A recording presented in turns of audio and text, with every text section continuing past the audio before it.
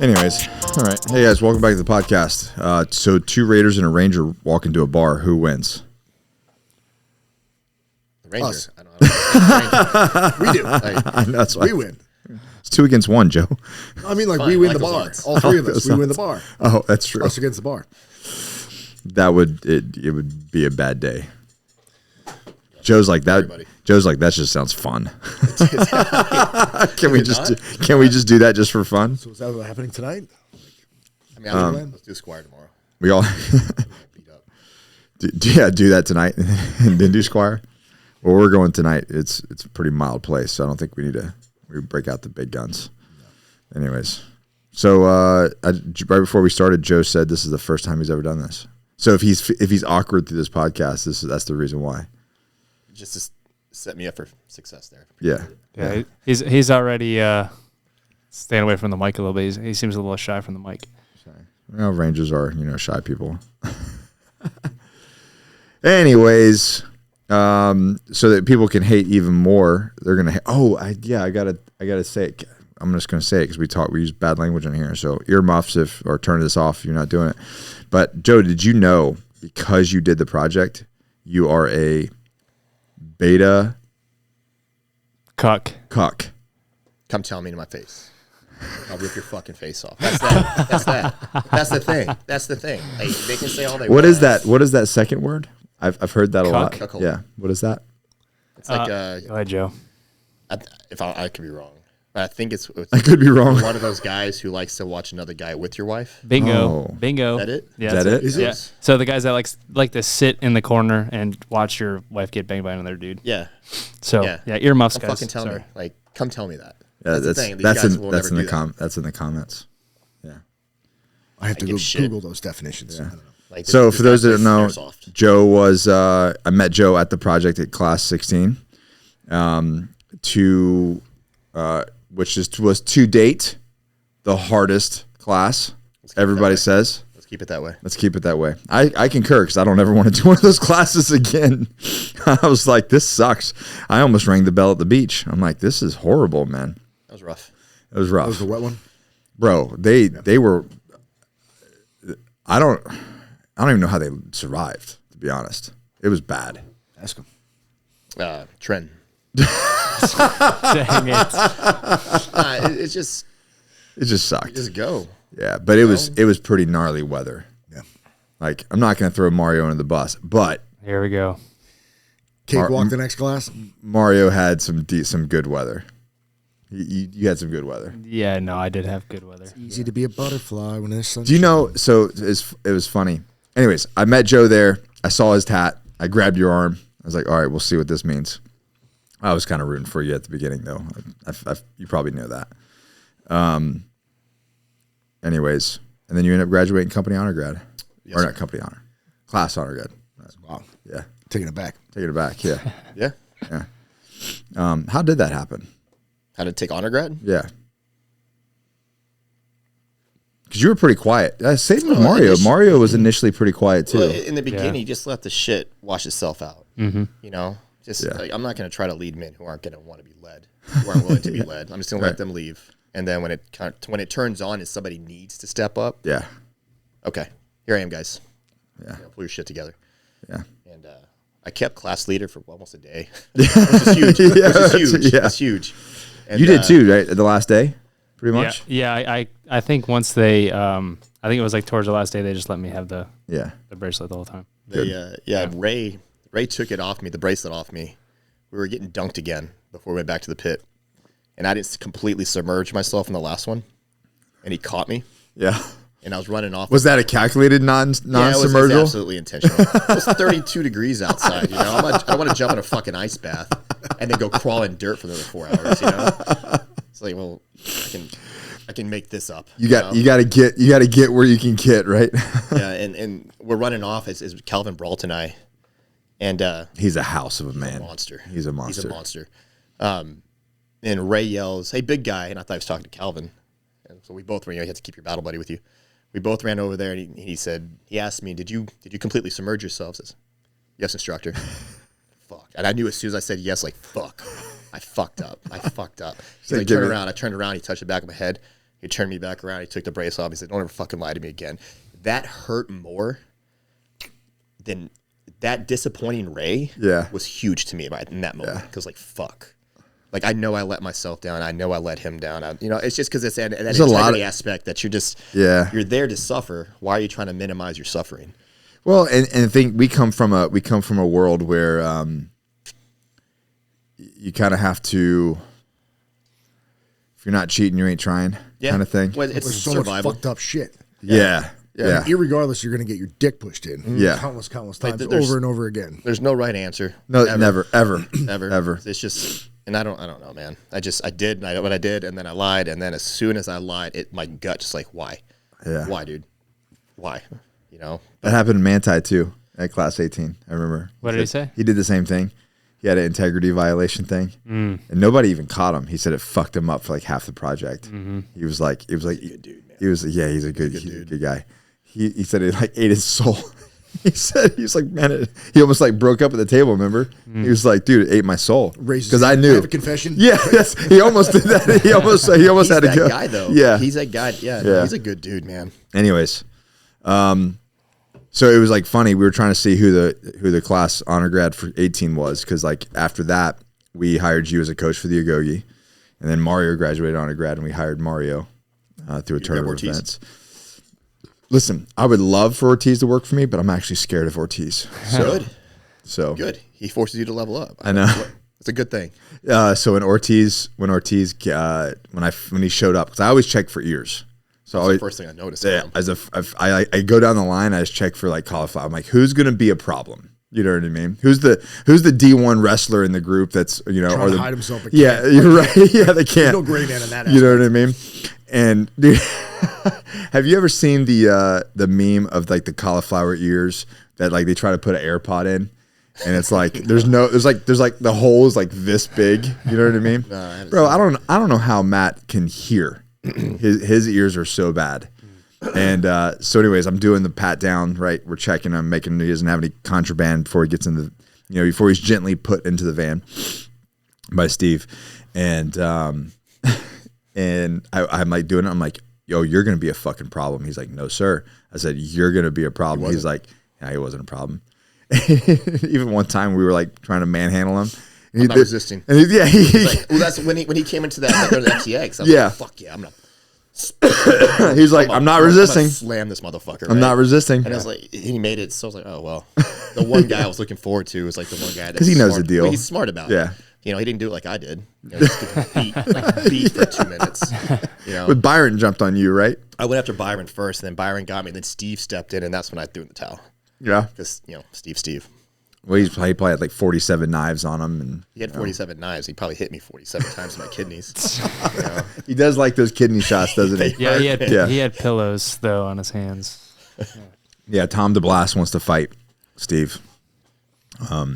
Steve, if you're listening, I gotta set this sparring match up with you and Tom. He says you can't hold mitts, and he wants to teach you how to be a real man in the ring. I think Steve would take that.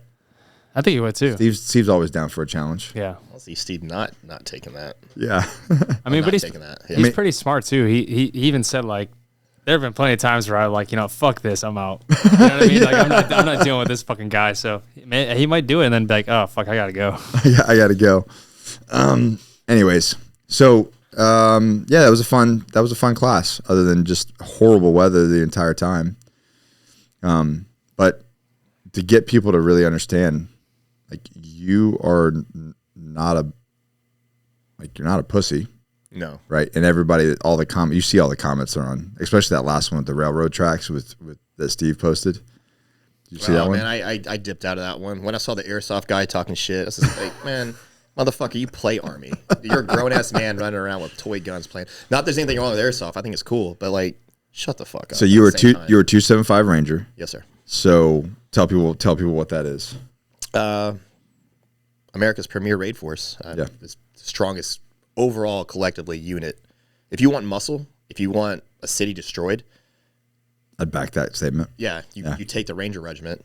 If it's complete annihilate, like total war, it's a wrecking ball. Just drop them and a couple of marine companies, done. It's Done. Take over an entire country. Yeah. 2 marine companies. I assume the we talked about this with what's going Italians, on what's going on over in Israel right now, and I was like, dude, that's all you need to do. Do a Center Ranger regiment, and a battalion over there. The amount of what's the word, collateral damage, would be astronomical. Oh, it'd have to be like, hey, listen, it's bad now. Yeah, you let loose the 75th Ranger Regiment over there, and just let them off their collar. Here's the line, clear. We can't do that, man. So many people, innocent people, are gonna get. We killed. can't. Well, that's why I say, like, you do it like Fallujah. You're like, hey, listen, you have 24 hours to leave. Anybody who's left, it's game on. Yep, you're done. Here's a line, go to this line. Anyway, so you did that. What years? 03 to 07. 03, 07. Oh, fun years. Yeah. The war's still kicking off. Still a lot of bad guys.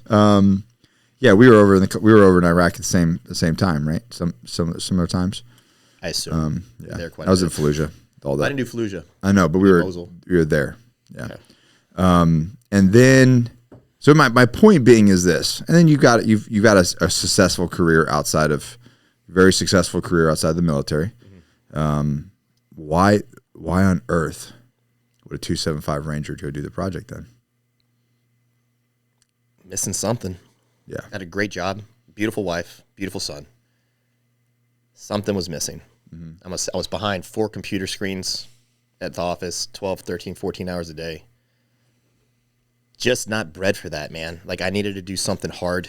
And the thing is, like, I didn't anticipate the project being 10% of what it was. Like, all you see is the highlight reels on Instagram. That's not our stupid 10-second things that everybody talks shit about. Remotely, I know the degree of suffering that is attached to it. I like that. But the thing is like, I wanted it like that. Like, the harder it got, it's like, cool. This is what I want. This is what I want. This is what I want to hurt. I want to be cold. And I want to be reminded who I am. Yeah. Because I feel like you have to put yourself in these scenarios where you have to accept the reality that there is no limit to suffering. Like, there's no ceiling to suffering. Like, you can always suffer more. How much can you suffer and come out on the other side and be proud about it? So then that's a great point. Why everybody's like, well, why do that? You can do that in the military. You can just join the military and get paid. Or I can go pay money and go for 75 hours and get 4 years of training smashed into 3 days. That's true. In regards to, like, the beatings and metaphorically, the suffering attached to it. Nobody's beating anybody. No one's getting beat up at the project. Ish. But man, it wasn't just that. It was I didn't know about the classes. I mean, halfway. I just signed up. Like, this looks fun. I'll go do this. Yeah. Mm-hmm. The amount of internal growth, the level of perspective alignment that was created. You can ask my wife. Like, I'm completely different person. Ask my mom, my wife. You could ask my kid, but he doesn't really know any better. Yeah. But it. Well, I guarantee he sees a difference. Oh yeah, Maybe just I'm much understand more how to articulate. Yeah, exactly. Yeah. Like, my patience is. I understand why I need to be patient with certain things. I understand that I don't. If it's a square peg, don't force it through the circle hole, kind of thing. Yeah. Like, take a step back, reanalyze, develop a plan, execute. Don't keep trying to just beat your head into the wall to force something to fit where it doesn't belong. And then it just, man, really, it helped me. Like, to your credit, when we did Toxic Cognitions, like, I wrote my piece, and then when after I heard yours, I was like, it gave me that little piece, that little nudge I needed to, like, open up about something. I've told 2 people in my life up to that point. Yeah. About 2 people, my mom and my wife. And here I am, 60 hours later into the project, and I'm telling 14 other men something that I would have never, I couldn't even speak about some of that stuff. Right. I mean, thousands of dollars on therapy. We talk about it all the time too, is because, like, imagine if you tried that iteration of training, like, within, like, 2 hours of being there. Absolutely not. It's not the same. You have to be stripped. You have to be just all exhausted. Your willpower. You just have to be like, I'm here. I'm just going to keep suffering. It's one foot in front of the other. Right. Just keep moving. But once you get into that place mentally, you have no guard. It's just at the same time, I'm suffering. All these guys, I know I showed up pretty in shape, and I know a lot of those guys were not even close to as shape as I was. Yeah. So in my head, it has to be a lot harder for those guys. You know, they didn't spend 6 months in Ranger school. I recycled twice. Yeah. You know, I spent 6 months. Well, I just had Will on. How long was Will in Buds? A year? I think he said he was. I think he rolled 2 classes. And he 2 or was, 3 he classes. graduated his 3rd class. Yeah. See, I mean, it's like, funny, but at the same time, that's an attest. That's a fucking savage. Yeah, dude. That's Because You would volunteer to Motherfucking stick around and not savage. be like, you know what, man? This go around, I'm fucking done. could I've been here you long enough, imagine like, I'm done. recycling in ITC like that much? No. Like it's already what, a 9-10 month program? I mean, at the time that I went through, it was a 10-month program. We had recycles come through. I mean, I was only the 3rd class, so there's only so many people that could have been recycles. Like, dude, it is not you're miserable. We had dudes Yeah. come in, but not many of them. Yeah. Many of them came in, and then I don't think any of them actually completed the rest of it. Like at that point, your body is just fucked. Deal with Body it. of the fucking mind, I think. Deal with it. Yeah. Do I really want this with it. anymore? Is this really what I came here and do I You truly have to want it. desire So if achieve to this? do 60 days or to do a year in Buds, like You're fully committed. I'm either doing this or I'm dying. Yeah. Yeah. 100%. And it's you just have to want it. You know. Yeah. I don't. But not just want it. It's almost you're cut from a particular type of cloth where you just can't. I can't stop. Yeah. You know, I can't. Like, what do I do because my wife married me with this perception of like I was this, you know, getting up at 4 a.m., going to the gym, training, eating right, working hard, blah, blah, yada, yada, yada, like alpha, whatever kind of, but I was just a tough guy. Like I wasn't a true alpha. Like I wasn't. You weren't doing all the other things. Yeah. Yeah. Like I wasn't the husband I should have been. Yeah. I wasn't the father I should have been. You know, I wasn't the savage servant that my family deserved. I pay the bills, you know, and I get pissed off sometimes.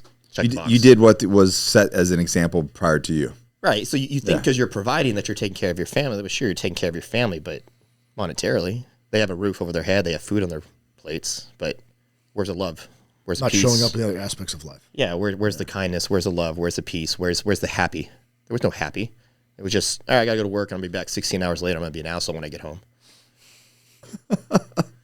Joe, I got a question for you, man. Yes, sir.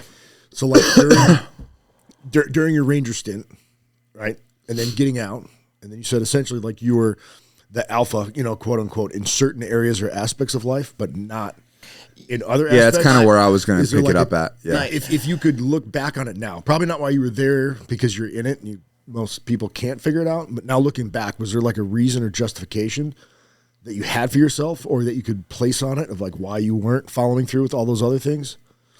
I just don't think I knew any better. To be honest, to be honest, I don't think that I just You did Man, I grew the up role different, the role models that you had didn't set the right example. man. I don't want to say that. No, type that's of for example, me. I don't wanna For say me, that. Like, I'll well, say for that myself, I'll say that for me. Like I didn't know. I had no idea what a good father looked Oh, like. my dad's always been awesome. Do you see But it? he was always gone. Like he was in the Rangers. Yeah, but like, and so I'm not. I didn't grow up with my. But like, sons. what does a good father look like? What does that role model look like? The type of men that we talk about being, the three of us and all of our community talk about being. What does that look like? What does a good husband look like? Mm-hmm. I had no benchmark. For me, it was be the man that was opposite of the couple of men that my mom had married. You know, my mom found, you know, and like, yeah, that's my and that's example. a good Like, lesson. I knew what I didn't want to be. Yes. Yeah, Watching my mom suffer the way she suffered. Which is a good starting point. But Right. it gives you like But that's a growing general up. perspective. Yeah. But then you need like hard lines of like what are those things that I do want to be, so that I can go forth and achieve and try to reach those aspects. Like maybe like, you know what I mean? Yeah. It's a vector of what you don't want to be, but like what is what you want to be actually look like? Like what are those parallels? What are those things that you would like to be? So that's what kind of brought me back. What you said is like the way you were showing up before the project, and then how things have changed since then. Like what did that life? What was your mindset, and what did that life look like prior to? It's like how were you showing up, and how were you acting then versus Prioritizing work over my family under the guise of providing, because I thought that was my, like The I'm providing. 1950s, Yeah. like the 1950s, Dad. Like I was Yeah. at work. I'm not. I mean, 16 hours a day. Yeah. And a 2-hour round trip. You know, I'm 18 hours a day. I'm home. I'm pissed off. I eat food. I go to bed, or I get wife butt. Then I go to bed.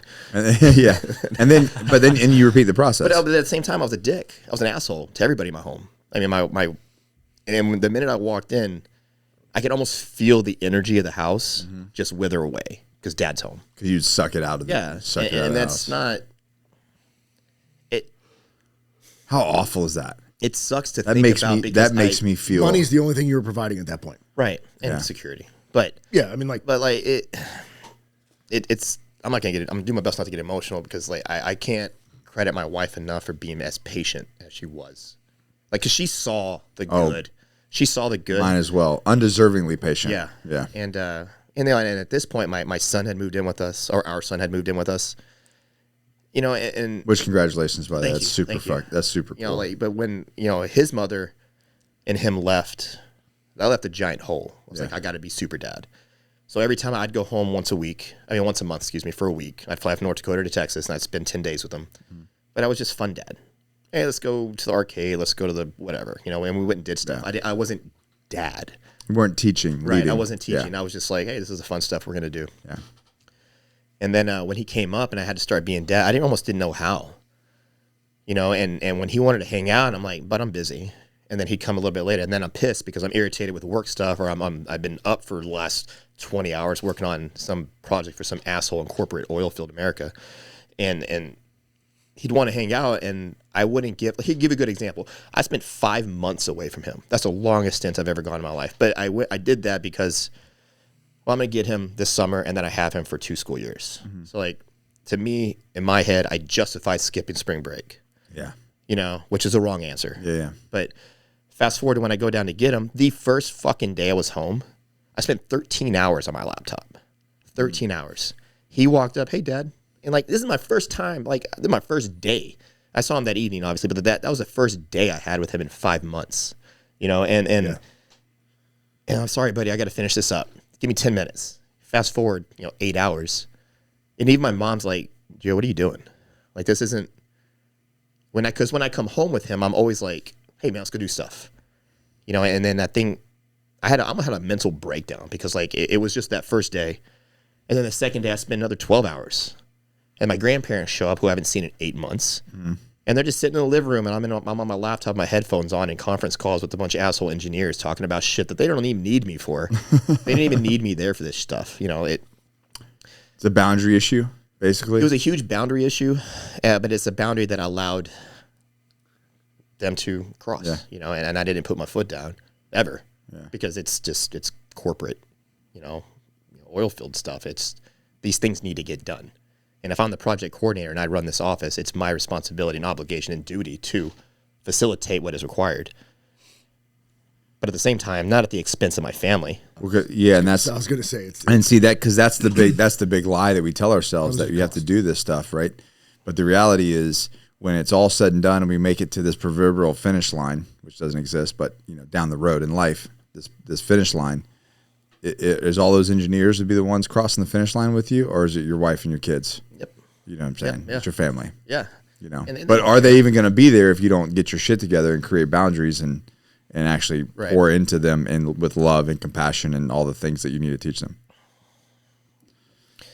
Yeah, I don't know how to reply to that, man. I'm embarrassed looking back at who I was.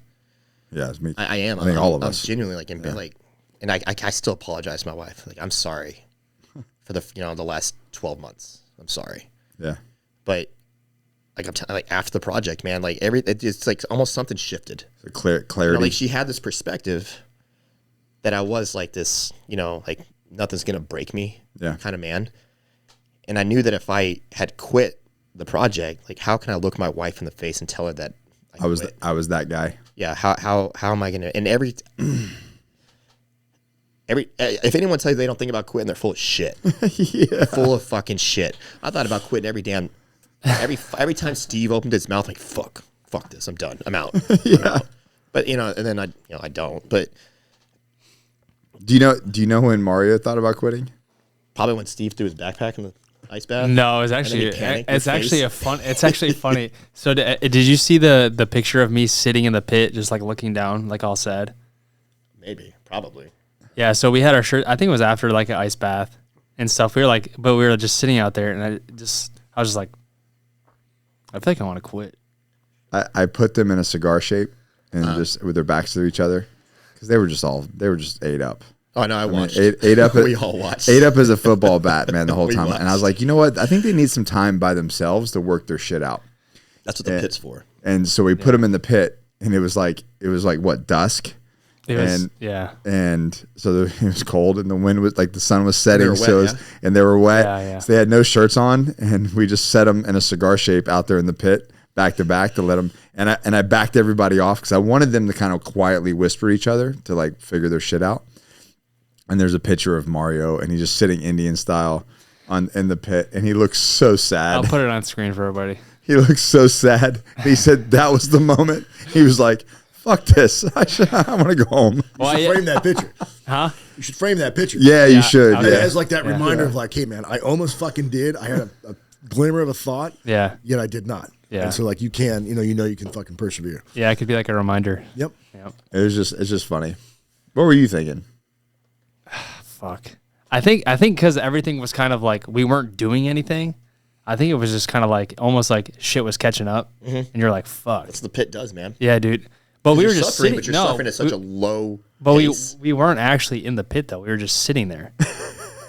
Well, that's still the pit. Oh, I know, but it still sucks. It's still sucking. It's still still, sucks the energy is everything sucking at it to the ground. Yeah, It's just even just the name the pit already makes you just, yeah, you know. yeah, But at the same time, when you finish, like the pit's where all the self reflection took place. yes. It's where Yeah. all the genuine like.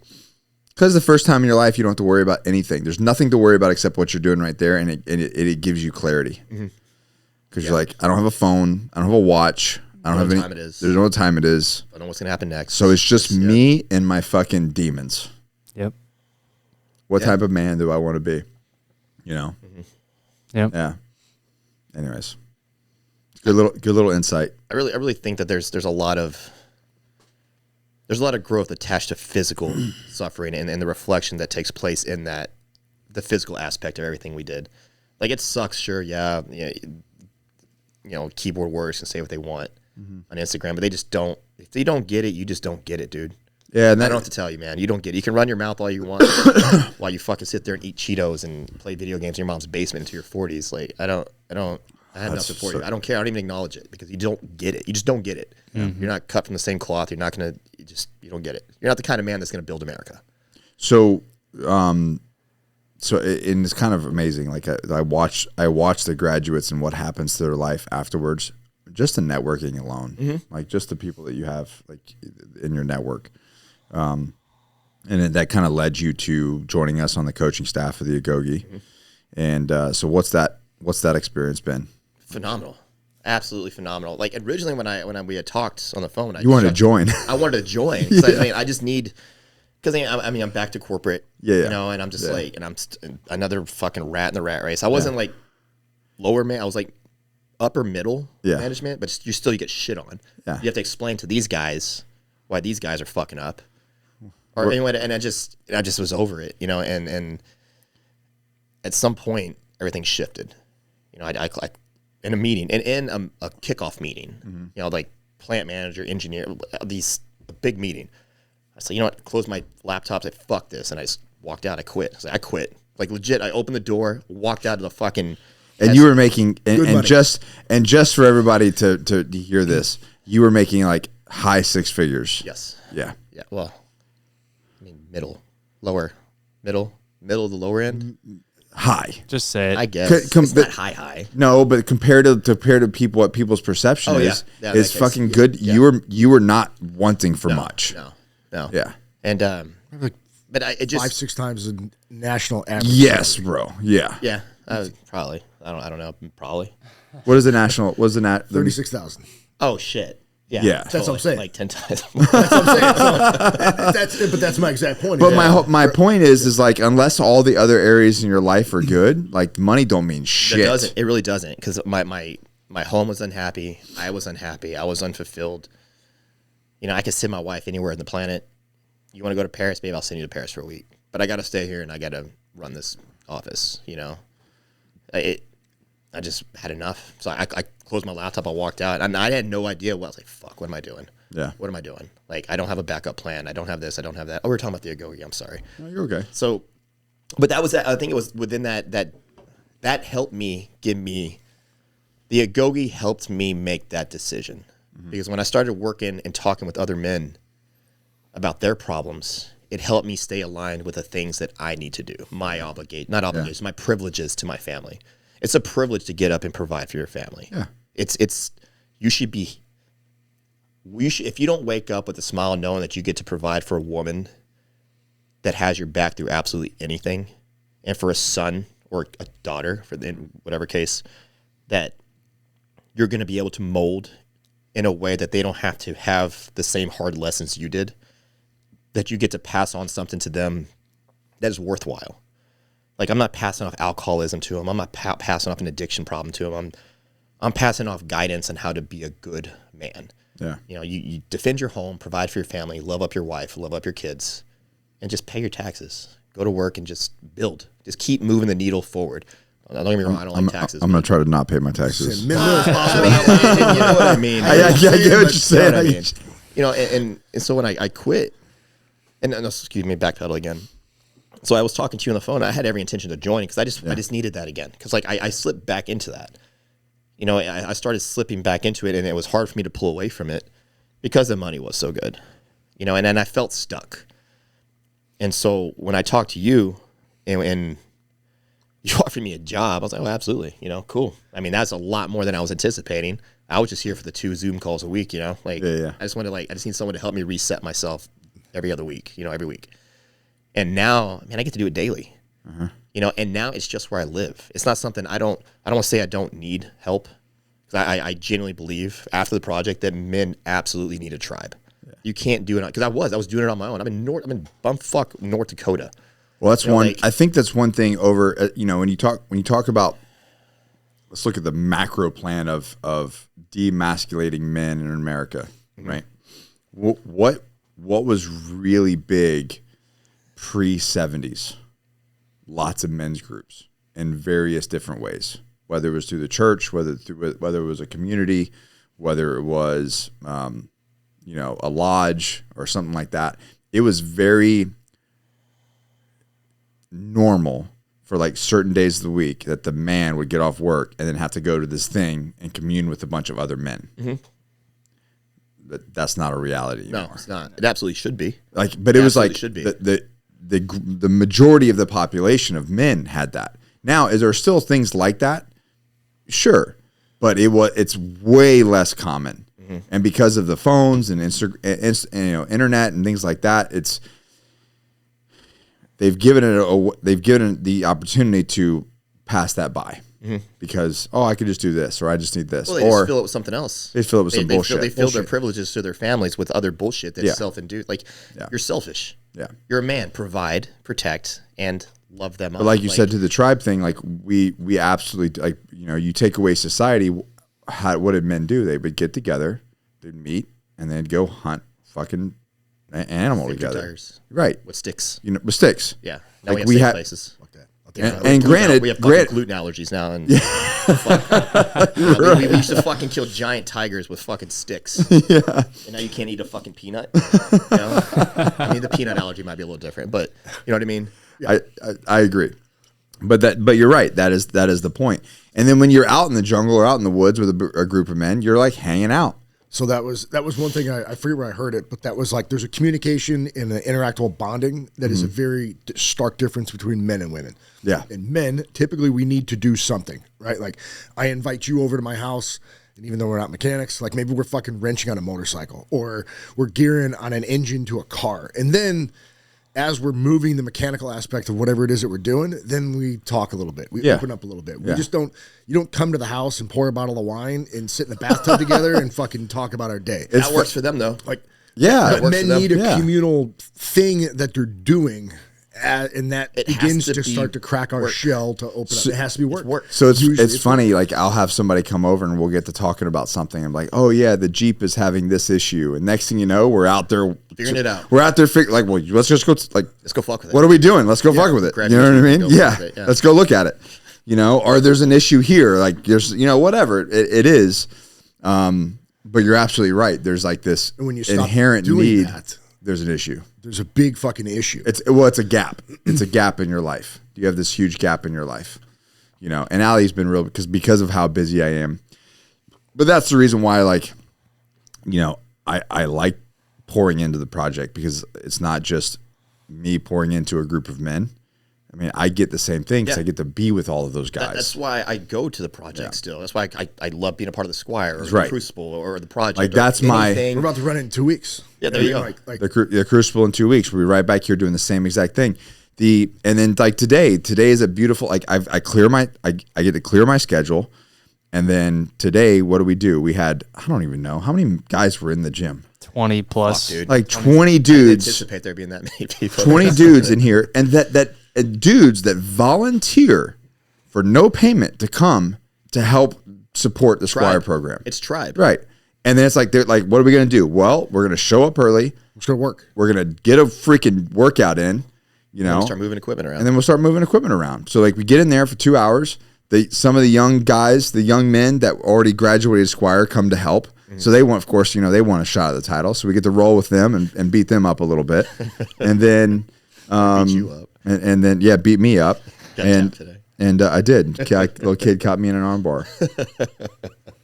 Sort of. Sort of. And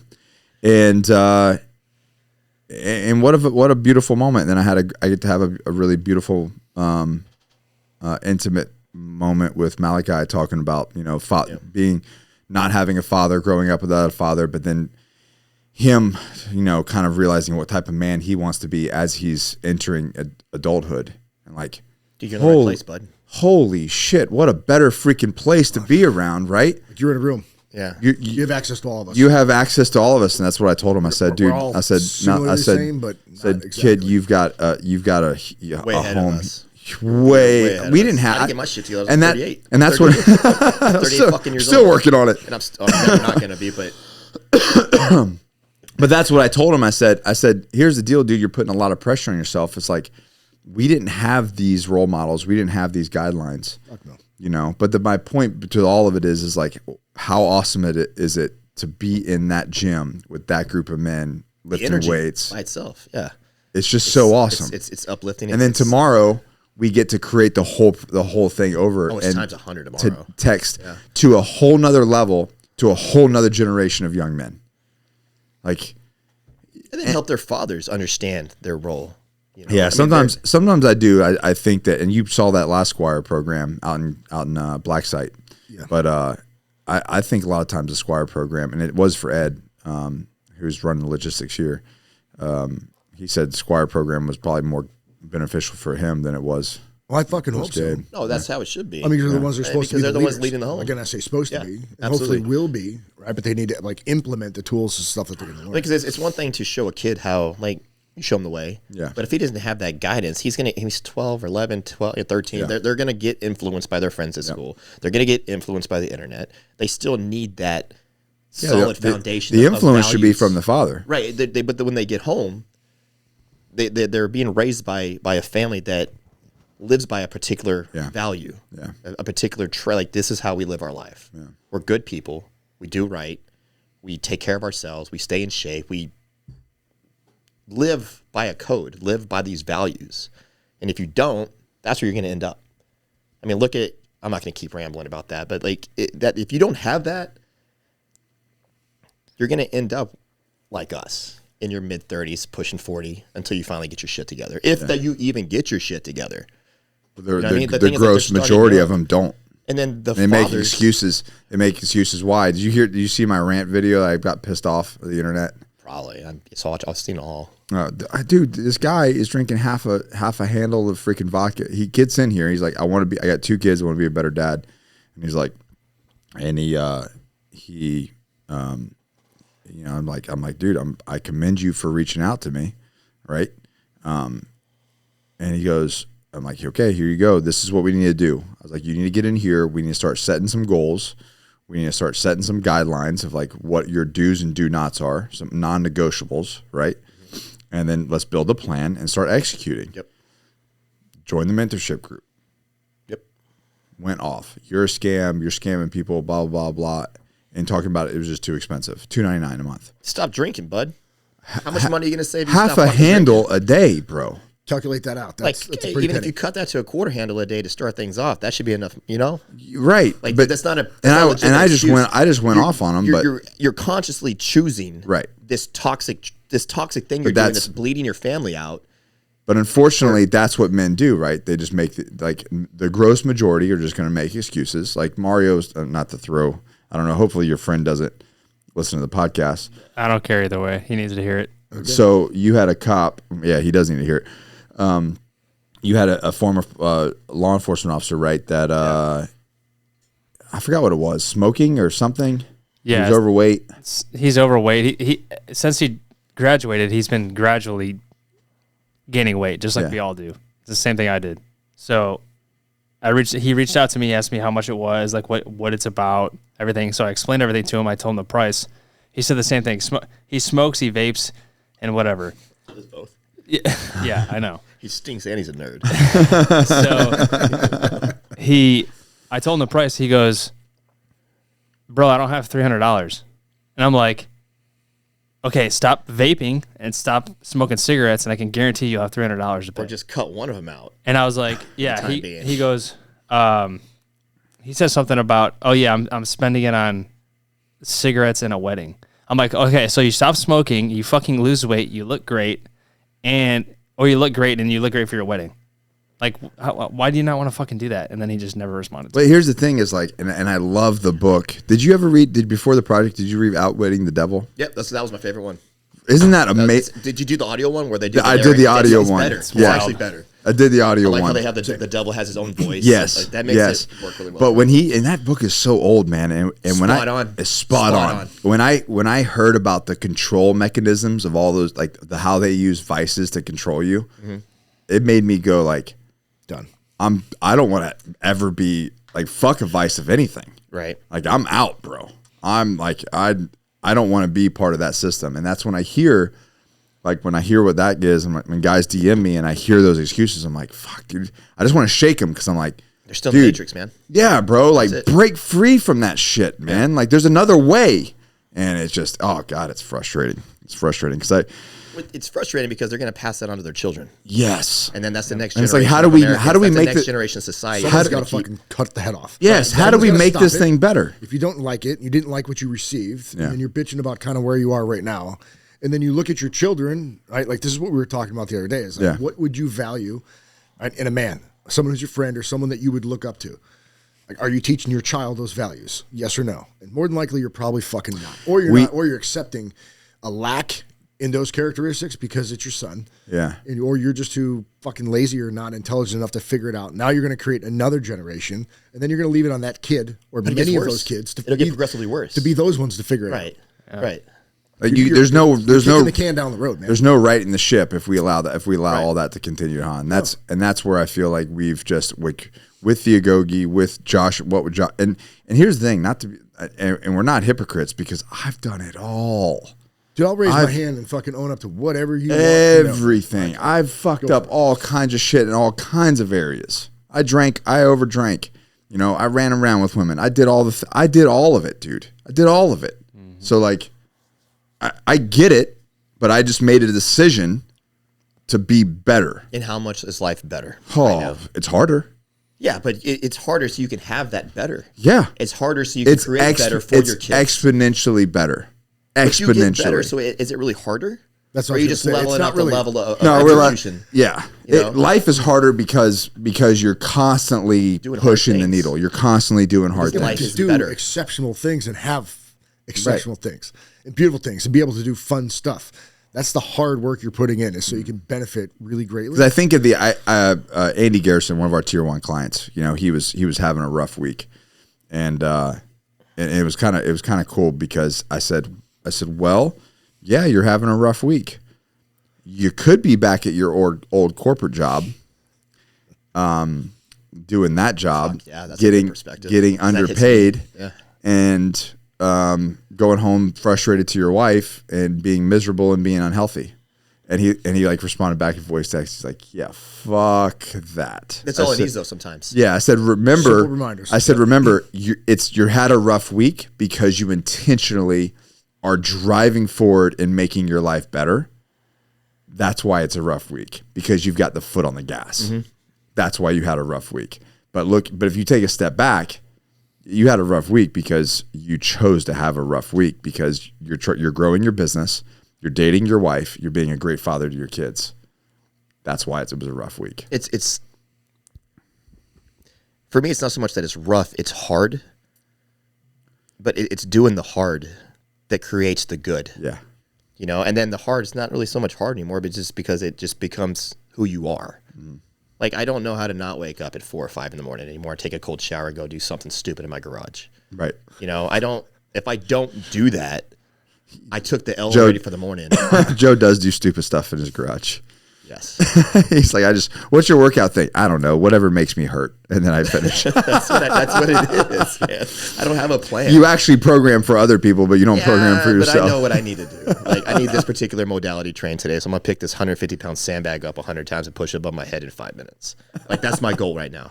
And it's going to suck. Yeah. But it's only going to suck for 5 minutes. The sense of accomplishment beyond that sets the tone for the rest of the day. And then I go get my cold shower because it's North Dakota, so it's cold. It's not like the West Coast fucking cold showers.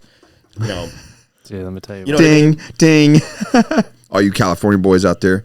Take cold showers. It's like 70 degrees. 70 degrees. That's what we were talking about this morning. The cold water that comes out of my tap is probably like your warm water. Lukewarm water. Yeah, I know. It's room temperature. Yeah. And that's not their fault. And it's No. They should go just hop in a cold plunge. Then. That's why I have a cold plunge. There you go. But it's just work, man. Yeah. It's just hard. It's so rewarding, work, though. Conscious decisions, And heart, and soul. you remember, I gave that hard over easy talk at the project. I give it every project. And if you guys anybody comes to Crucible, will probably get the same talk. But you know, we talk about that, and I kind of bing. Sorry. Can you put like a doing sound, like a dong? Yeah. We talk about that in the aspect of if you are the thing that you're proud of the most in your life. If you look at something and you think back like, oh, I'm really proud of this thing that I did or this thing that I achieved. It was never something that came easy. No. You didn't fucking work for that. Yeah. Yeah. The thing that you're always like that is burned into your memory is typically one of the hardest things you've ever done. Like you ask a woman, what's one of the biggest things you're proud of? I was just thinking the same thing. Giving birth. Yep, I was just thinking the same fucking thing. Like, first of all, let's just be real. Fuck that, right? Not something that I ever want to partake in or experience. We tolerate them for 9 months. Yeah. Yeah. I'm just fucking joking. Just kidding. Just kidding. We love you. But you know what I'm saying? Like, that is that, and what do they say? Motherhood is typically like one of the most things I'm ever proud of. That was incredibly difficult. Not only just the birth, but the whole 9 months leading up to it, right? And then what it is, it's like, oh, starting a business or having a successful business. Well, that shit wasn't easy. Triathlon, bodybuilding show. I did a bodybuilding show and I got this. Regardless of the outcome, like they're proud that they went through the journey and did it. Why? Everything that it is. It's a journey. Is journey. Creates it. Graduating Ranger School, becoming a Raider. You know what I mean? Like going through selection and getting selected and coming ITC. Anything that it is worth anything was fucking difficult. Those guys we have for the photo shoot. Fucking George, all the work he's been putting in and all those other guys. Over It's 260 to 5% body fat. That's phenomenal. that. What was his weight there at the end? Like 150 something, 160 something. I think he was Like the 160. struggle, Yeah, he cut off just to 100 get pounds. some photos and videos taken of you. I say just, you know what I mean? Like to get photos and videos taken of you. Like He's a you're not, specimen, though. you know, yeah, but I mean, like you're not like on TV. You're not winning a fucking gold medal. This is Like, for you. It's to see where you can push your body and what you Right. can do. That's a Right. struggle. It's a push, and it's fucking hard. Those guys, like, it was brutal for them. On the backside, they got that victory of like, holy shit, I can now do this. What else I've can been I do able to now? achieve this. Yeah. Check in the box. Boom. I think he was low 80s, 180s. So he cut off 80 pounds. Yeah. That's phenomenal. Yeah. That's phenomenal. I mean, And he looks good.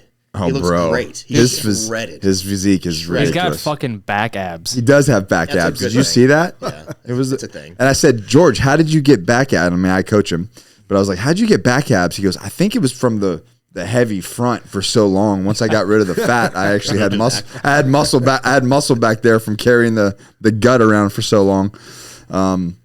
But like, dude, he is. I wish I could take the feeling he has and the life experience he has of where he's at today, and for 3 seconds, give it to somebody else and say, this is the... That's all it would take. If you could put that in a pill, $1 billion idea. But for 3 seconds, just to give them a taste. That's it. So that's all it takes. So that they could see why it's worth the work, Yep. why it's worth all this other thing. Yep. You know, because the back end is just like, God dang, man, watching him and his family and his kid, and he's coming to Squire tomorrow with his kid. So like, yeah, how awesome is that, right? Because that's just one more layer of growth. There's no way he would have been able to do that when he first started. No, you know, so now he's dude. able to provide an opportunity for himself. and Dude, his- I love that story where he talks about his son. Did you see that when in the group when he talked about that? With that one calls. In one of the mentorship calls, he goes, he brought up his son, and he said his son told him, Dad, well, you know, I'm not like you. I like to work out and this and that. And he just basically like put his dad down, saying that You're not who I want to be. You're not who I want to be. I don't think there could be anything that would hit a dad's heart and soul He's like, harder than your son because wanting he's overweight and he can't perform. And he's like, and his son was like, I want to do sports. I want to work out. I want to build muscle. And he's like, I don't want to be like you. That sucks. But that's just the honest perspective of a child. Yeah. You know what I mean? Like no filter. He didn't mean to talk He was shit about his dad. He was malicious just about it. No, being right. honest. Like, Right. hey, man. Guess what he says now? Works out together now. Yeah. They He's work like, out, they go to gym Dad, when together. I grow up, I want abs like you. Yeah, that's a reel how on good Nick's that feels? Instagram. Like when my Say what? When my So that's kid's a reel on your Instagram. He talks about it, so you can see his transformation on Nick's Instagram. Oh, it's from the If you webinar. guys- yeah, it's from the webinar. So if you guys Yeah. want to see it, definitely go to his Instagram and check that out. Dude, how freaking cool is like to be a dad and to hear that? I mean, that was just it's everything, man. Yeah. Like my wife's in Vegas with our kid doing her wife stuff and her bodybuilding stuff. And, killing it, by the way. Oh yeah, she's awesome. Yeah. You know, and now it's a thing where my kid's saying is like, I want to do something hard. I can't tell you how huge that is for my kid. Like, he grew up in a concrete jungle in Houston with his mom. Mm-hmm. You know, she's phenomenal. Like, she and I have a phenomenal relationship. She's a great mother. Great. Phenomenal mother. Super easy co-parent with. Single mom, college, full-time job. Well, not full-time, but part-time job. Two part-time jobs. She didn't have a whole lot of time. Like, she's school providing. Well, that's why why it's so crucial like that you have both roles Right. in the Right. life. Yeah. But so he grew up on his iPad, and he wasn't really never doing anything hard. He never made his bed. He never had any kind of real structure. Really good kid, just at his core, just who he is as a human. Mm-hmm. He's a good kid. He's going to be a good man. But now he wants to do the hard shit. I remember when he first came to you. Were you guys doing? You were holding pads for him. You were teaching him to box, right? He was boxing for a little while. But he didn't initially want to do it, He right? wasn't doing this shit. Yeah. He wasn't doing this shit. I had an order of bricks delivered. I remember that. Yeah. Just dumb fuck games. You know, like, I need you to move these over there. Yeah, I was wondering when I saw that, I was like, does he really need those bricks moved, or is he just making him move those bricks from one place just to the work. next? It's just work. Sure. Just start doing something hard, dude. Because he had just not. But he'd never been exposed to anything like that, so I'm gonna throw him in the deep end. Yeah, I didn't help him. Yeah, How'd he do? we laid them together, but I had him move them for me. It's one of your properties. Yeah, well, my property. Yeah, but and now, I mean, dude, he's cool doing hard stuff. You know, the kids adapt that quickly. They just need to be influenced. But also not be hypocritical and do it in a way that you're not doing. Oh no, like when we actually started doing the real like work, he'd come and help with like maybe an hour, and then like, hey, man, you can go inside, dude. Because like this shit's like, I love you to pieces, but you're gonna get in my way at this point. Because I need to cruise. You know, like, so go ask Tristan if she needs any help with anything. Yeah. Okay, Dad. And then now he's like scurries inside, and then Tristan finds something for him to do inside. If she doesn't have anything for him to do, say, hey, go draw something. He's an artsy guy. Yeah. Artsy kid. He likes art stuff. So like, But you're making a difference. Oh, absolutely. It's awesome. Absolutely. He's a completely different kid.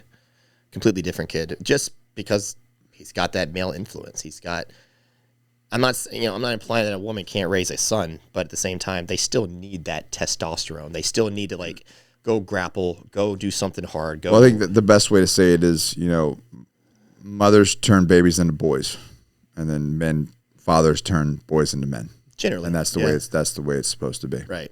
And that's why, taking it back to the Agoge, like that's one of the reasons why we we named it I've been running with the name Agoge for jeez. What helps that you're Greek. Well, yeah, but it's like the concept. But I used that name for over a decade, and the whole concept of it was just that. It was like Boys going to be a men. Boys turn into men, and we have a bunch of men who are boys that need to be turned into men. Yep. And I don't mean men as in like rah. Yeah, the rah shit that people think it's so much more than that. Take the time to be with your kids. Right. Like spend the time in a little pillow fort, eating a bowl of cereal, watching cartoons. Whatever it takes, man. Whatever that thing is. That's alpha. Yeah. That's taking the time, taking a step back to do something with your kid that's going to create a core memory, regardless of what it is. Doesn't matter. You know, like I'd done daddy-daughter dances. Love them. Yeah. Love them. Absolutely love them. Done. I mean, that was. I mean, Josh has got 3 of those. Yeah, 3 of them. 3 of those things, all different ages. But I've got 2 older girls as well. Did all that, all the little tea party things and all the nonsense and whatever else they can come up with. Wants. I'm in it. You know, I'm in it to absolutely. win it. But the boys are a little bit different, man. It's like Dimitri, man. He wakes up and he chooses violence. He chooses violence. Well, his dad was a raider. Yeah, but he, and it just shows me looking at this now and having the mentors that I've had, being in the place that I have and the work that I've put in my life, I'm like, wow, this kid is going to have an exponentially different life because of the role models that he has in his life. And people, I mean, you saw, you weren't here. They went to jiu-jitsu, so they started a toddler jiu-jitsu program. So for 2 to 4 year olds, so they just it's more like a jiu-jitsu tumbling class. Yeah. Right. But you get them exposed to it earlier. Introduction. It's introduction. Yeah. You get them exposed to break falls and mount and side control and just tumble stuff with him. Basics. Yeah. So he did that, and then when he got done, she texted me, and we were up here all working, and she said, "Hey, he wants to come back and be with you guys. He wants to be with the guys. He wants to be with the guys. Come on." He's like, I want to go to that tall dad. He goes, yeah, the big dad, Josh, Uncle Josh, the big daddy. And and dude, he shows back up and he's like, I'm here. What are we doing? What are we doing? And he's like all in it. And then James was over there. We were looking at the trail we were looking at everything for Squire for tomorrow. And like he never asked for his mom once. He's 3 and he was just in it. He's part of the tribe. He's part of the tribe. Yeah. But that's what he needs that time. And she says, like, if I go out of town for too long like that, in October I did that. I did Core, the project, and then we did a Johnny Slick shoot, all back to back. And she's like, if he doesn't get enough masculine time, he gets whiny. That's my kid. He's 11. Yeah. He's 11. Like they get to Vegas and they do because he's homeschooled because public schools. That's a whole other conversation. But don't do it. I'm not Opt out. I'm not going to open that can of worms. Like he likes museums and stuff like because he likes that kind of stuff. Yeah. So they do stuff like that. He stays busy. They do fun stuff. But 3 days into being there, I miss Dad, and he starts texting me. Yeah. Can we play games tonight? Can we play games tonight? Like he just wants to hang out. Yeah. And then at the same time, if I don't feel like playing video games at the house, would you want to sit down next to me while I play games? He just wants to be Existing in that in presence. environment. Right. Right. So he didn't grow up with me. I mean, I wasn't absent. I mean, I was still relatively present. But once he started maturing a little bit, being around me long enough to start understanding, like, this is my dad, he started changing. Yeah. He started being a little bit more tough. He wants to be around me a little bit more. Probably communicate a little bit better. Yeah. And when he does something good that he's proud of, he's so excited to tell me about it. Mm-hmm. He's so excited. Like, look what I did, Dad. Like, buddy, I'm going to be proud of you regardless. Just the amount of just doing the work is what makes me proud. The fact that you can draw, like you're gifted, is another layer of like, cool. That's pretty cool. But it was the work that you took. It was the last 4 hours you spent sitting down, not saying a word, drawing this thing that makes me proud. Yeah. Because you're doing the hard thing. Like, it's hard to sit down and do it. Not for him, because that's what he does. Be hard for you. Oh, dude, I can't fuck, dude. 4 minutes, I'd be like, I'd be like, I'm out. I hire people for that shit. Yeah. You're like, I'm going to go move bricks. You say that. That's my time on the weekends. Yeah. I put my headphones on and I go lay bricks in my backyard. That's this guy. Headphones in me. and weed eat a whole acre. Weed eat, I'm going to chainsaw. It's brainless labor that I can just zen out, man. That's like my zen. It's like basically back to the pit is what you're talking about. Yeah, it's my reset. Yeah, like I know when I need it, and there's times throughout the week where like I'll just look at the yard. And I'm like, oh, I wish it was growing faster, so I could get back out there. And I don't need to spend 16 hours out there. I just need like an hour or 2 hours. I call it like my 2-stroke therapy. You know, chainsaw, weed whacker, pole saw, and I'll just go out. And it's like, hey, I need to go out there, sweat for a little bit, do something kind of mindless, put my body to work. And then I let my brain, do its cycle. It's a break. It's like a reset. Like I said, it's a reset. Or I'll go out with no music and because I was talking to someone about it recently. It's like, we're inundated so much by electronics, whether it be podcasts, the radio, computers, our phones. When do we do any sort of dedicated time to just let our brain rest? Well, just calculate data. Right. So there's a lot of times I'll go do that physical work without any sort of like external aspect to let my brain just do its fucking thing to process. And I'm not thinking about anything specific. I just let it run its course. You should try that. Try it. I haven't done that in a minute. I've been doing that with a lot of the clients now, man. I headphones it up and it's usually an audio book. So that's the thing though. We're not letting our that computer brain, start to process. Well, it's hard for an entrepreneur to like scale back like that because you have a Ferrari brain. Dude. And you have not it's why like on the mentor call the other day. It's like my vice is work. Like that's my vice, and it can be healthy, but if it's not controlled, you could turn into corporate America Joe, where you're coming home kicking your fucking dog, exactly, like you say, exactly. You have to find that balance. But like that's my vice. Like I have a 16-hour travel day yesterday. Every single second I had open, like I pull my iPad out and I'm working. And there's no issue with it for you, but now, like for you, right? Yeah, and that's my vice. That's something that my wife's like, all right, cool. We're gonna stop working. Do you think that is, and I've heard from a lot of other business owners and entrepreneurs, but dude, you have a very erect microphone. It's a trend. That's a trend. Do you think that it is? Or am I? Like where we come from, our military background, or do you think it's just a very specific type of military molded? It reinforced something that was already there. Okay, so your opinion is that thing that people have, like me, it was already there. It's already there. It got reinforced. Did you see it in the team? Did you see was it a thing that I had there too? Of working? Yeah. Yeah. Okay. Because even like in high school, like. Go to school, like playing South Texas football. Like we have athletics. I'm a high school dropout, so I don't know. I don't think it was there. I was actually working a lot back then, but it wasn't. So, you do athletics every day. And you have football practice until 6 o'clock in the evening, and then I'd go to the gym immediately after football practice. It's just I was that athlete. Yeah, There's a few of us, but I've always been. Is that the way it was for you with baseball up there? I play a lot of baseball, but I also fucked off a lot. Did you? Yeah. I never got in trouble. I'm not arrested or nothing. But I did plenty of fucking off. But it wasn't the same type of regimented schedule. There's definitely a regimented schedule. That's what I mean. Oh, yeah. Like you're like school, then baseball until whatever. Baseball and fucking gym. That was it.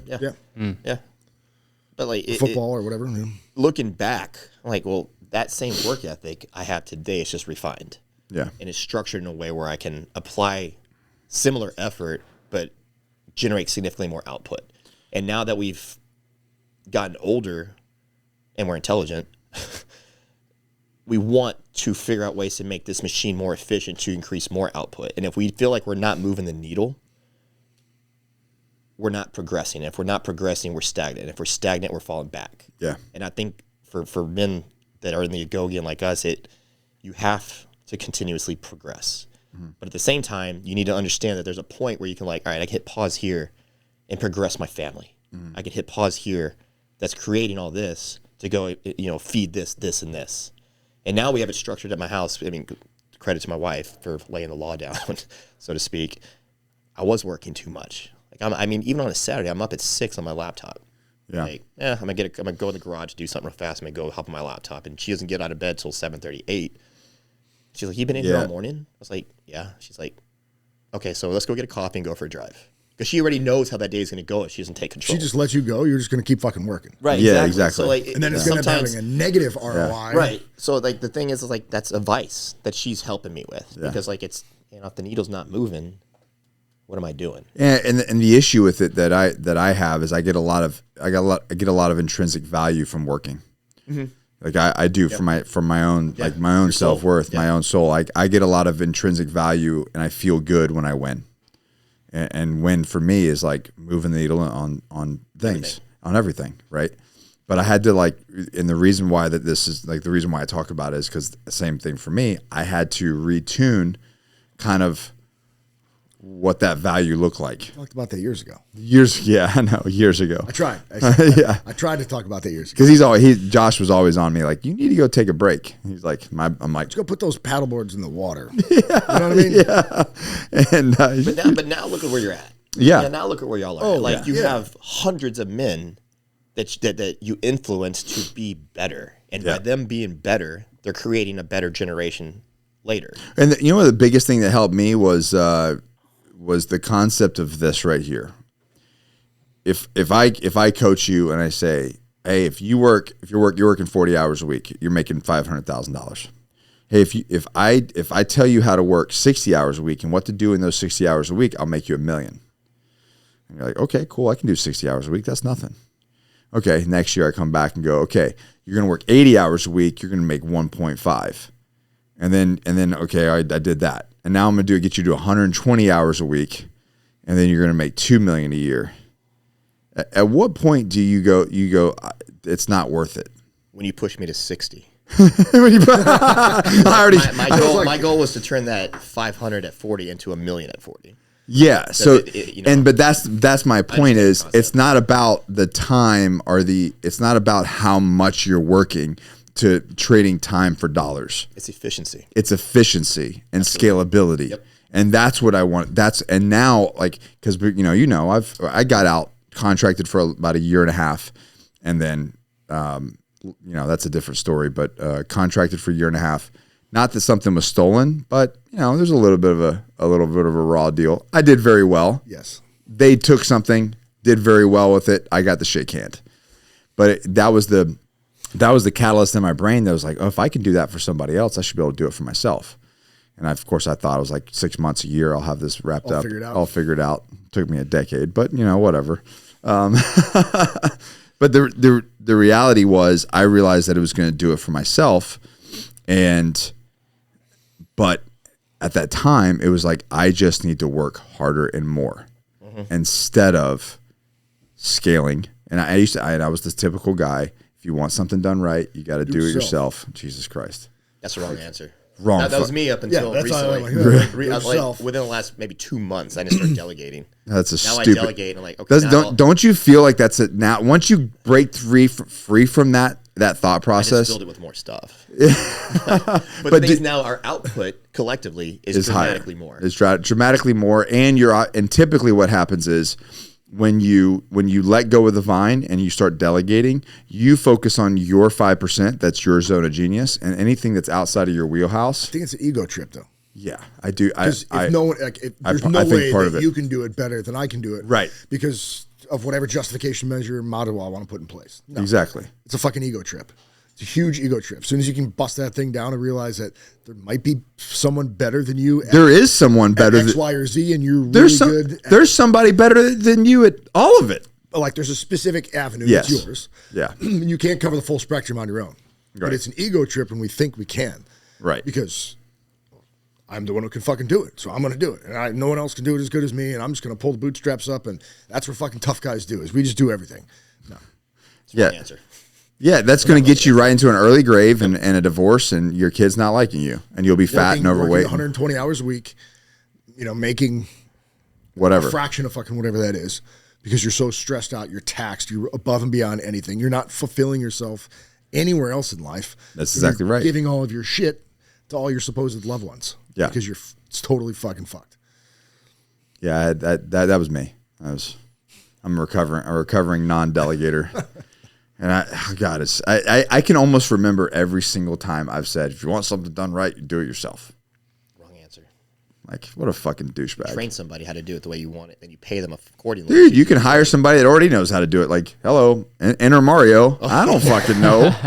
Like, people ask me more like camera questions now. I'm like, bro, I haven't touched the camera in fucking years. I have no idea how any of this shit works anymore. You know, like, but that's, you know what? I don't need to. For me to be me and to do what I need to do, I don't need to. It's just one less stress off you. It's one less stress. And you know what? And the reality is this. And once I realized it, I was so much more capable of leading and doing the things that I was really good at when I let go of all that bullshit. Yep. 100%. And not only that, you give other people opportunity to shine in their zone of genius. Because now he's over here. And look at the people he's going to influence. Right. To I don't want to say flip, because that's the wrong, but how many people is he going to influence that's going to help their kids be better? Right. That's going to help them be a better husband, help them be a better father. But if I hold on to everything, you robbed him of an opportunity that would help thousands of people. Exactly. Yeah. So just sharing the load. Let go of the fucking vine, gents. Right button, right seat. There you go. Yeah. Actually, it's a really good, the simple one. What the heck is EOS? Oh, I did that one. If you're an entrepreneur, please read What the Heck is EOS. It's a shorter book. It's based off Traction, but it's for dummies. So read What the Heck is EOS. Into delegating. Yeah, honest. I mean, it helps. It really does help, and it's a knowledge and perception thing, man. And like once we stop trading our time for dollars, you know, there's just so much opportunity. There's so much money and opportunity in the world. It breaks my heart to see these men just say, "Well, I'm on a fixed income." I'm like, there's no. Or the VA guys. Guys. Oh, the disability. Yeah, 100% disabled, so I can't. Like, shut the fuck up. I'm 100% disabled. Like you can. I have a job. Like if you don't have legs and arms, I get it. No, not it. Travis Mills doesn't have legs and arms. Yeah, Fuck. you know what I mean. Like there's plenty of guys out there doing. The guy's got. I don't even know what he's all involved in. There's some extenuating circumstances that may put mitigation measures in place. Right. About certain things that you may be able to do. Correct, However, yes. it doesn't mean you cannot do anything. Right. And to sit there and say that, oh, I'm this, and I'm just this is what it is. Like I don't accept that. I'm I don't accept I'm that. limited to this for the rest of my life. I don't accept that's that like you putting can't me in a be fucking more. cage. Might as well just put me in a prison cell. Like you're no good anywhere else. Like, who is it? Stephen Hawking that like talks to a robot. Is he alive? No, he's He's dead. dead. He's dead. He's dead. Oh yeah. When did he die?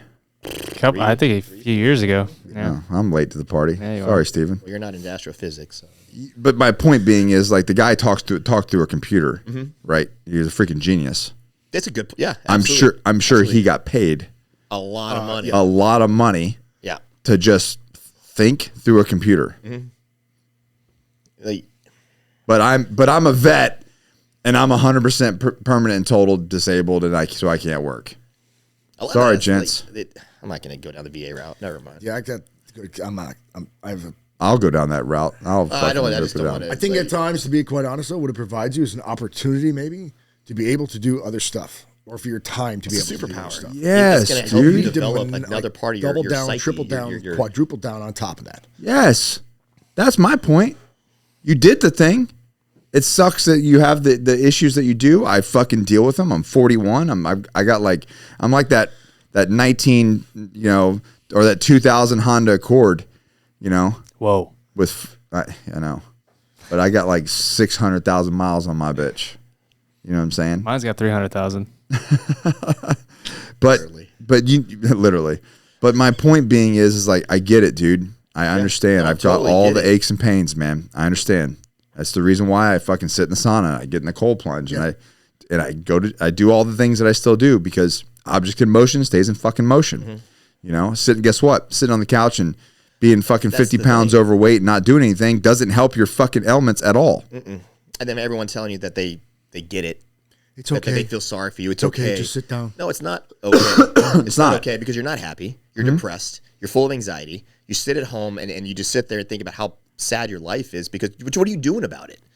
You're doing nothing about it. And I get it. You're dealt a shitty hand. It sucks, dude. It sucks. What are you going to do about it? Because it is the hand you have been dealt. And you only get one hand in life. Fold? You only get one hand in life. Hold for the next 40, 50. That's my point. However Like, much longer do that I can something. hold. Do something.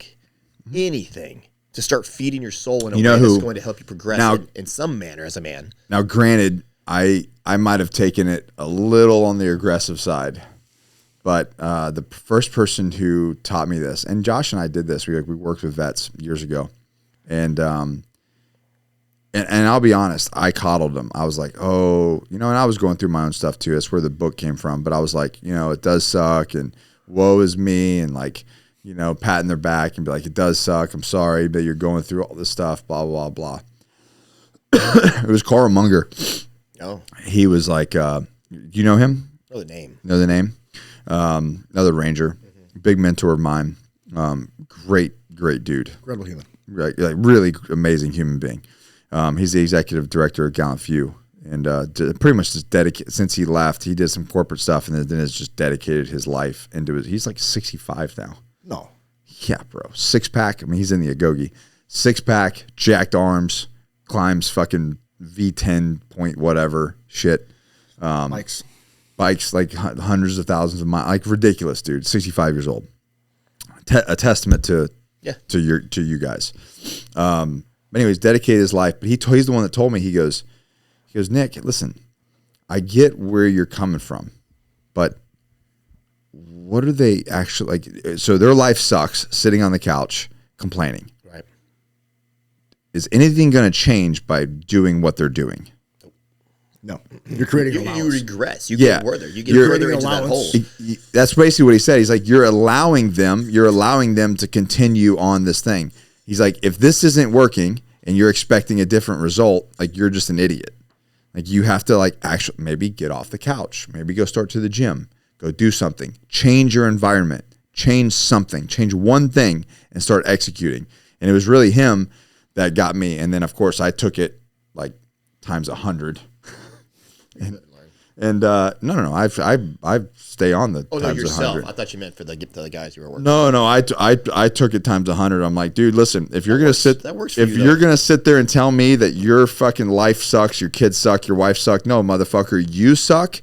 And if you think that you're gonna get a different result by fucking doing something, by doing the same shit every day, like, just don't fucking message me. Like the guy with the drinking, like, you want to message me and tell me what you're doing, tell me how you want to get better, and then I tell you how to get better. I give you the plan, and you're like, no, bro. Like, listen, and I've said it time and time again, $2.99 is not an afford problem. It's a creative issue. And if you have a group of guys like this that are willing to pour into you, like, this ain't a fucking nonprofit, bro. Like, I've got to employ people so that they can help you. I tell military guys all the time, man. I'm like, so you want to live in the laurels of your old tough guy days, right? Yeah. You were The best thing you ever did whatever your job was in the military. I don't really care what it was. Absolutely not. Especially all of us in the combative arms or Yeah. those of us that went after in special operations. So you did all this great stuff. You're telling me how badass that you were and this, that, and the other, but yet the thing that is killing you and stopping you from living life is life. Like that is the thing that's gonna like what I fucking kill talk to you. him, like, that's the thing that's going to kill you. I'm like, but you persevered and excelled in war. Like, cool, your fucking story is great. However, this is what has crippled you. Your The fact that you your can't fucking live life. Your kryptonite is civilian life. Civilian life. That's what got And all the these people Taliban and Al Qaeda didn't get you. There's all that. these But weak holy civilians- shit, the fucking civilian life is what killed you. The stupid civilians that you make fun of are now the ones that are beating you, and you Yeah. can't fucking figure out That's how a to good excel point. past them. That's a really good point. Those are the Yeah. ones you're That's a complaining solid- about, but I've they're the never ones put who it are like that. beating you. That's legit. Mentally, You're- physically, emotionally. You're they're winning. you're so badass. You're better than civilians, but then you come back and then civilians are beating you. That's great, Josh.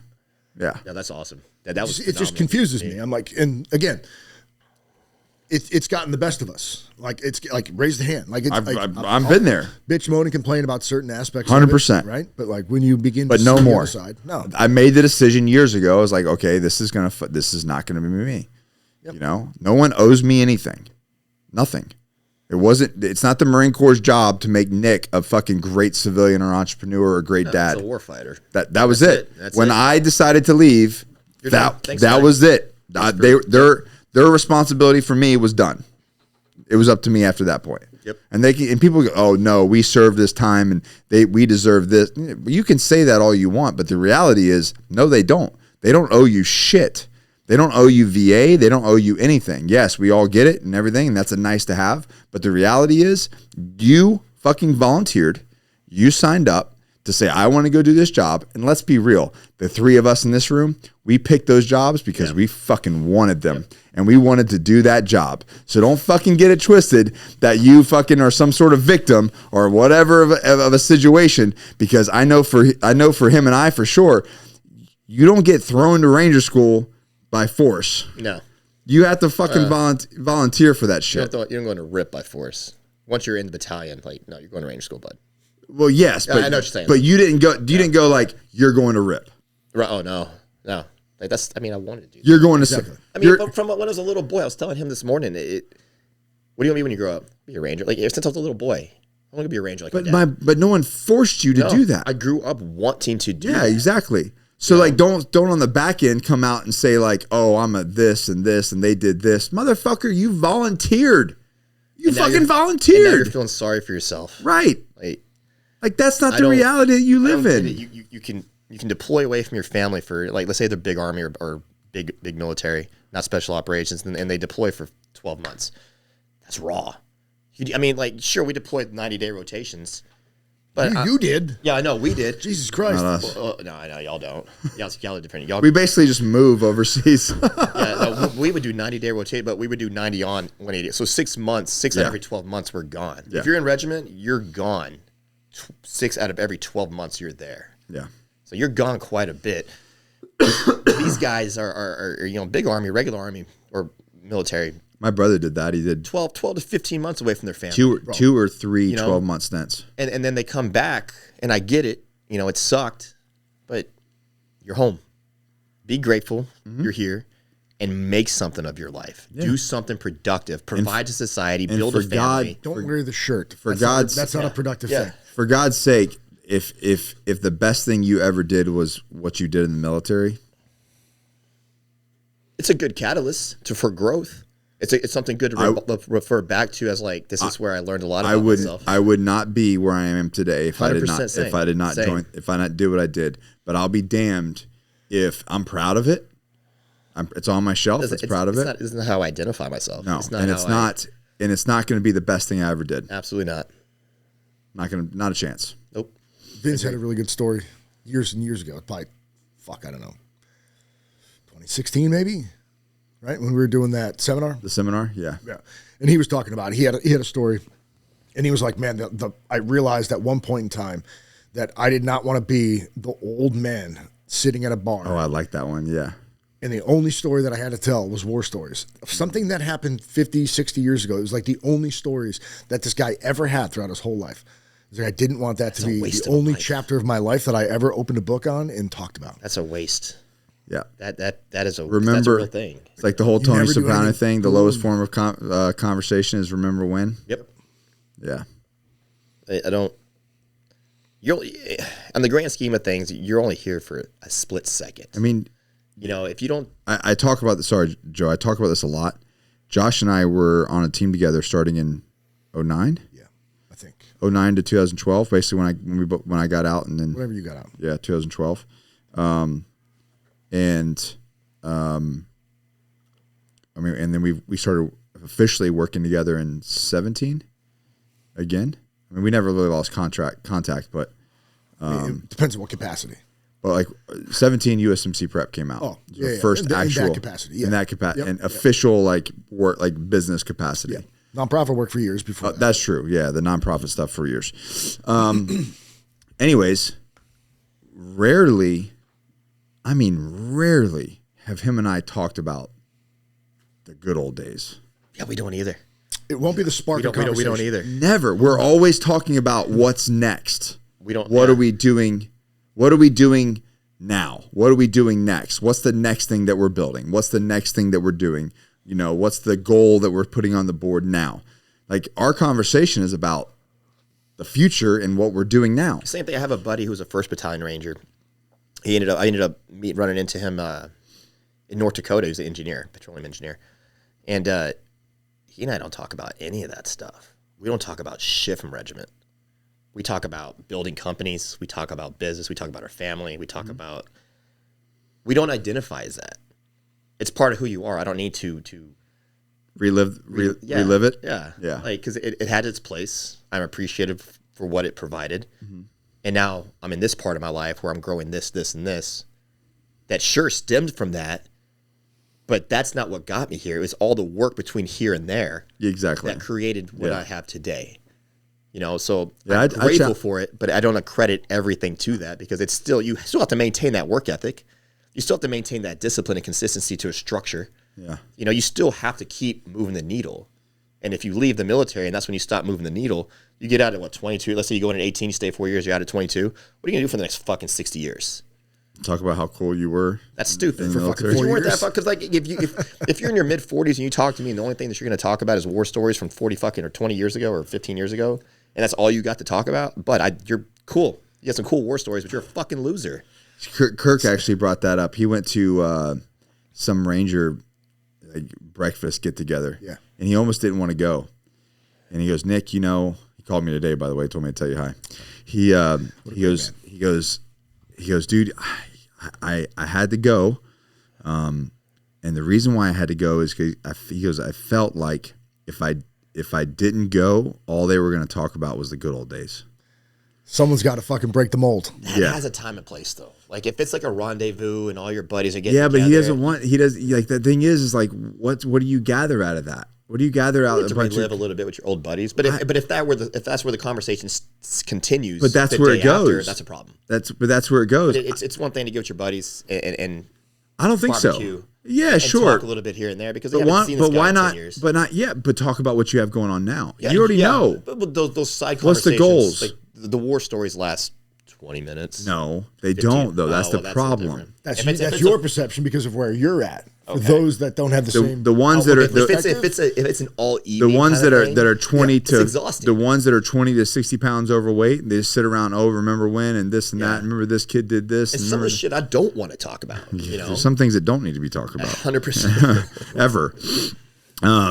But the reality is, he went there and he said it turned into exactly that. And he's like, I immediately pivoted the conversation to the next thing, and that's what he does now. He's what is he call him? Chief Morale Officer. I don't know if he still has that title, but I always remember that. Yeah, the chief. He's the Chief Morale Officer. But that's what he did. He went to. He's like he goes. I didn't want to go because I didn't want to sit around and talk about Ranger shit. He's like, but I was afraid that if I didn't go, all these men were just going to sit around and talk about remember when. And he's like, it didn't sit right with me. And so I went and we pivoted the conversation and talked about growth and culture and I guarantee you, every single one of them left there better and felt felt better and felt filled up. Didn't feel empty because they didn't feel like that was the highlight of their life. Exactly. They have something to look forward to. You both alluded to it earlier, right? About coaching men now, and then the kids will be coaching and talking to tomorrow with the fathers on the repetitive basis of the stuff that we coach and the stuff we talk about. Doesn't mean we have it all fucking figured out and we never make some of those hiccups. Yeah. It's that constant reminder, to another individual that like, this is how, they should begin to be leading their life. And it's a reminder to myself that every time I say it to someone else, I have to listen to myself to ensure, right, that I'm doing the best, putting the best leg forward in my life that I can to walk that path. Yep. So the more I talk about it, the more as a reminder to my own self. It's like I'm teaching and guiding myself to continue through that process. You alluded to it that's earlier. what the Agoge gives me. It gives me that opportunity to, I have to live this way. I can't, in good conscience, help these men become better versions of themselves if I myself am not living that. If you're being a hypocrite, then that makes me a piece of shit, and an imposter, and a fraud, and that makes me a fucking loser. And then at the same time, how do I look at my kid? Like, if I subconsciously know that I'm a fucking fake, right? How do I feel about my wife internally for her to know that I'm fake? Yeah, you know what I mean. Like, I can't. Well, then what happens is you turn to vices to deal with that coping mechanism, and then it spirals out of control. All spirals out of control. Exactly. That's exactly right. I mean, everyone falls off the wagon, but just get back on it. That's it. And you can. Yeah, it's okay to fall. Just get back on it. That's it. Next day is the next day. Absolutely. That's it. Own up to it though with yourself. Yeah. Yep. Right. Like have a deep conversation with yourself. Accountability, not just. I was talking with someone else about it. Acknowledgement is one thing. Accountability is a totally fucking different step. Acknowledgement is just kind of like, I did it. Do you have guys that I did it? Don't worry about it. Do you guys have guys in the Agoge that tell you like straight up just tell you when they fucked up? Yeah. And I tell them like, dude, like Man, it's okay to feed the soul every once in a while, dude. Just get back on the fucking horse and keep moving forward. Yeah, but that hits me deep on an appreciation factor, right? That like that person, they're owning it. Owned it, but So then do you chose to share it with me. I'm like, do you- dude, most people wouldn't Do you even own smack up to him down, or do you just kind of like, okay, that, In a big brother way. yeah, All right, man. You know you fucked up. You know where you fucked up. So, cool. Develop a remedy. How do we mitigate it in the future? yeah, And move forward, man. Don't let it drag you down because it's what's done is done. it's done. How do we fix it? It How is. do we improve? It doesn't mean that I'm accepting it. However, I think It's water under the bridge at that point. it is. Yeah. If it happens again, though, in the future, although, again, I don't want it to, it's not an acceptable thing to have happen repetitively over and over and over. Yeah. However, please fucking tell me again. Because Like, now don't we have, fucking hide it yeah, from- because then there's a bigger problem. Yeah, now we have a Yeah. communication issue, we have a trust factor Right. issue, and all that kind of stuff. So Yeah. I don't want to. Yeah. I don't want to give them too much leniency to create an allowance, right? Because they don't want to allow themselves. Now they're Yeah. asking for accountability, so I can't allow them to keep it happening. But you have to have an open line of communication Not so to- that we keep having that. And this is that kind of where some of the conversation. project talks come into play. But the reason why people self-sabotage or they continuously over a period of time continue making the same falls is because they've got past trauma and shit in their past that they're not dealing with that causes them to self-sabotage and fall off the wagon continuously. Let's talk about it. Yeah, but That's no it. one's, no one's That's what it's all holding those like. Let's people talk about it. accountable. Yeah.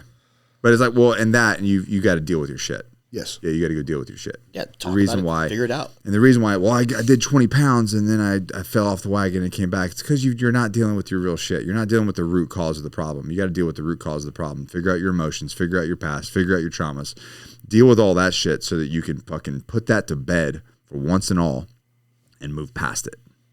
Because it's like a self-worth. It fucks with your self-worth. And maybe they don't feel worthy of success. They don't feel worthy to have the body. They don't feel worthy to have the relationship, et cetera, et cetera, et cetera. So until you can develop the self-worth, develop the self-belief, you're never going to achieve the other things because it's always going to come back and sabotage you. Yep. You're going to sabotage yourself. Yeah. But every time it gets to that point, it's an opportunity. It's an opportunity to move past it. So you have to feel that. Because I think that every time you're about to level up into something big, something gets really hard. Oh, yeah. And whether you're going to make the conscious decision to move forward, Tell me about There it. you go. Yeah. Or you're going to fucking fall back. Yeah. But like once you get there, you feel it. How am I going to attack it this time? Am I going to let it beat me back down so I have to build myself back up for me just to repeat the cycle? Yeah. Or am I going to get here? It's going to hit me like, no, motherfucker. Like I'm going to figure this out today. I'm going to do whatever I have to do to progress. And then I'm going to overcome it. And then guess what? You're on another fucking level. Now you're going to find something else to conquer. Yeah. Like it's every single thing. And I'm a perfect example of that. Speaking from experience after the project, dude, everything changed. Yeah. Everything changed because I understood much more clearly what it means to overcome traumas. Like this does not define me. Right. The things that I did does not define me. I can take those things, understand. They're just pages in a book. Right. And Yeah. I can learn from them in a way where I can help my son be the evolution of me. You're going to be the 100% better version of me. And then your son is going to be better than you. And then you create that within your family. You create that legacy. Kirk did that's actually where I learned this from. Kirk, this guy we were talking about before, he actually did a whiteboard when we were at Raywall. He did a whiteboard exercise and he's like, listen, he goes, nothing wrong with helping men. And he was kind of like referencing the veterans. He's like, nothing wrong with helping men, but let me show you what happens when you change a man's life mathematically. Yep. And he's like, now let me show you mathematically what happens when you change a young man's life. Bro, like exponential change. You change a man's life at 40, it's like 1 times 2 maybe of like second and third order Right, effects. right. You change a young man's life like Malachi, we talked about this, the guy I was talking to this morning. You're talking like because of his kids, because he hasn't had kids yet. When he has kids and the people he infects and the way that it continues to change, it's in like the millions. It just like quickly snowballs into the millions. And you can kind of look at finances that way Yeah, I was too, about to right? say, it's like compound interest. It's compounding interest. Yeah. It's like, okay, I got in when I was 18 versus getting in when you're 40. Oh, yeah. Yeah. You see what I'm saying? Yep. Like there's a big difference in those 2 decades. Mm-hmm. So like we talk about like what we do with the Agoge, like the reality is you want to really change something, Squire program. Yeah.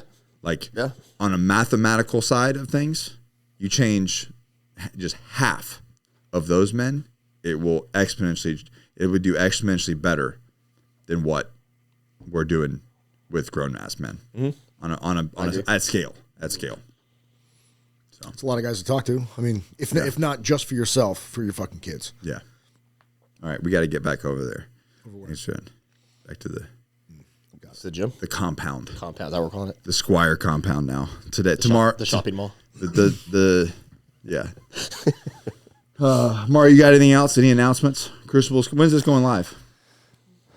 So it'd be 2 weeks from now. So no. Crucible. February Crucible. February Agoge photo shoot. And then the Crucible's not full. February class. February is not full. No. I think it will be. It's gonna be quick. It's gonna be as soon as we launch. As soon as 001 launches, it'll be full. Absolutely, 100%. Second weekend in February. 48-hour Crucible. Do you have what it takes? And are you lost? Do you have no clear vision of your path and what you want to achieve? Or do you have a vision, but you just don't know how to get there? That's what we're going to figure out in 48 hours. What else? Next Squire is in April. Yeah, make sure you follow Nick on Instagram. Hit subscribe on all of our YouTube channels. Thanks, Mario. Yeah, no problem. And then tag these guys too when these clips go up. Don't they have like those little like dings on YouTube videos? And well, stuff this could be for Spotify. What if people listen on Spotify? That's true. I don't know, dude. You're the media guy. Yeah, so leave it to me. But follow Joe on Instagram. He talks about his wife a lot. Yes, that's about all. Her, yeah, she's hot. That's my queen. She's a professional. That's what I will say. I won't say she's hot, but she is very professional at being hot. Being hot. Hell yeah. Yeah, that's my queen. Follow Josh. Follow Josh on Instagram. What's your handle, Josh? It's my name. He keeps it real simple. Keep it real. I wish everybody would just change their handles to their name. Got it. Mine's my name. Josh. Yours is like Mr. Joe Lupp or something. _. Joe. See, that's where it's Joe just be Joe Luplow. Anyways, all right, guys. Hey, appreciate this. Give us a thumbs up. Give us a comment at the below, and follow these guys. Screenshot this. Share it in our media. More men need to hear these messages. Appreciate you. Love you. And go move the needle. All right. Never quit. Never surrender. Always forward. We'll see you guys in the next one. Peace out.